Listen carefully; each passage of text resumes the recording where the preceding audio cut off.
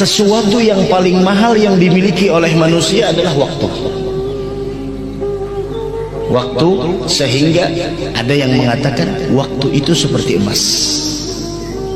Paling mahal yang dimiliki oleh manusia waktunya. Karena dengan waktu ini kita bisa mendapatkan martabat tinggi di sisi Allah, dan dengan waktu jika kita tidak bisa mempergunakan, kita dihinakan oleh Allah Subhanahu wa taala.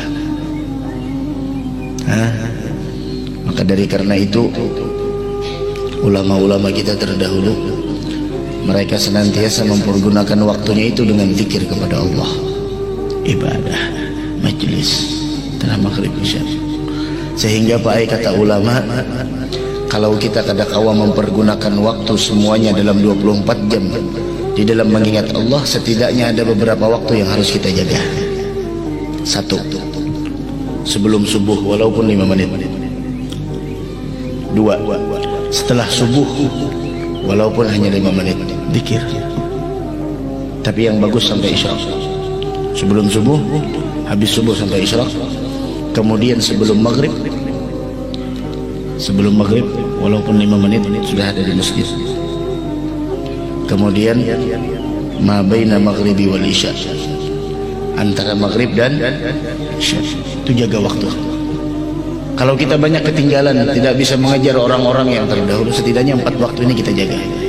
Qablal fajar, sebelum fajar, wa ba'dal fajar ilal isyraq, setelah fajar sampai isyraq, qablal maghrib bi 5 daqaiq, sebelum maghrib walaupun 5 menit, wa bainal maghribi wal isya. Jaga. Itu waktu yang sangat mubarak, waktu yang penuh dengan keberkahan. Sehingga kita temui orang-orang soleh, mereka pasti ada tahajud. Mereka pasti ada tahajudnya. Di antara mereka ada yang tahajudnya 2 jam sebelum subuh, 3 jam sebelum subuh.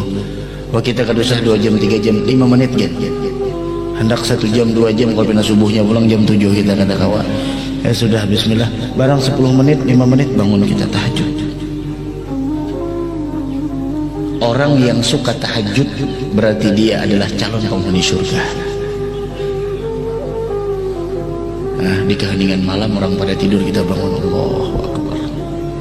Indahnya waktu tersebut antara kita dengan Allah. Tumpahkan semua apa yang ada di dalam hati kita. Ya Allah, saya begini. Ya Allah, saya begini. Minta. Ya Allah, ulun bisi anak ya Allah. Kayak kelacingan bilang kada kau ditagur ya Allah. Ya Allah, ulun bisi anak loncat-loncat ya Allah. Bilangnya disuruh bulik jam 10 malam, jam 12-nya datang. Ditaguri jangan berkendaraan terus kemana-mana, kahnya tulak ini itu lain sebagainya. Ya Allah, ulun ini ya Allah. Jarang bini pulang ya Allah. Ulun bisi laki bilang nang catur aja nangnya hadapi ya Allah. Nang laki pulang ya Allah. Ulun bisi bini bilang ya Allah. Kadang-kadangnya berjalan ke situ kemari ya Allah. Ulun minta peliharakan, minta. Tapi jangan terlalu banyak urusan dunia. Yang penting urusan akhirat ya Rabb. Menjelang wafat, husnul khatimah ya Rabb, masuk dalam kubur kesendirian yang ulun tidak biasa sendiri, jadikan rahmat pian yang mengawani ulun ya Rabb. Ketika datang mungkar dan nakir, ulun tidak mampu untuk menjawab, minta sama Allah, berbicara kita dengan Allah. Itu waktu yang sangat mubarak, sehingga Allah mengatakan kadzab man idda'a mahabbati, sungguh dusta orang yang menyatakan cinta kepadaku ketika datang malam orang pada tidur, dia pun meninggalkanku tidur. Bangun, bismillah, bangun. Sembahyang apa aja nang bagus? Sembahyang apa hendak? Sembahyang tahajud, sembahyang taubat, sembahyang hajat. Jangan sembahyang kifayah aja itu aja. Yang kifayah siapa tuh sembahyang kan? Sembahyang tahajud, Allahu Akbar, sembahyang taubat kita. Dan paling indah kata-kata di keheningan malam tersebut adalah pengakuan seorang hamba terhadap dosa-dosanya yang pernah dia lakukan di hadapan Allah, sehingga keluar dari lisannya astaghfirullahaladzim, astaghfirullahaladzim, dengan linangan air mata. Allah itu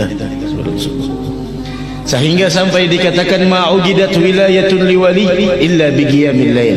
Bahkan orang wali itu, orang wali itu tidak diangkat dia menjadi wali, melainkan adalah